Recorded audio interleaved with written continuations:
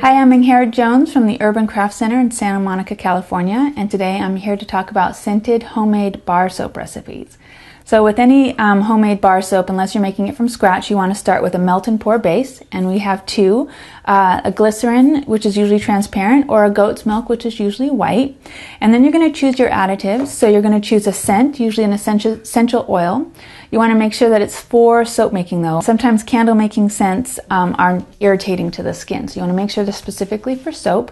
You're going to choose a color. We sell our color in cubes of 6, so you just break off one and plop it in there. And then you might have an additive that you want to add, like a lavender bead or a chamomile bead or some oatmeal. Oatmeal is very soothing to the skin. And so you start by cutting this up and melting it either in a double boiler or in a microwave.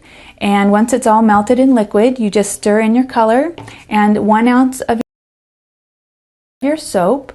You add whatever additive you want. I like to start with a handful and then mix it in and see if it's enough and just add a little more, so that's completely up to you. And then you go ahead and put it in your mold. This is our little gnome mold that we sell here. And you leave it level and in a cool, dry place to dry and cool off. And as soon as it's completely hard and cool to the touch, you can pop it out and you have your custom-made, handmade scented bar soap. So this is Ingrid Jones at the Urban Craft Center in Santa Monica, California. Happy crafting!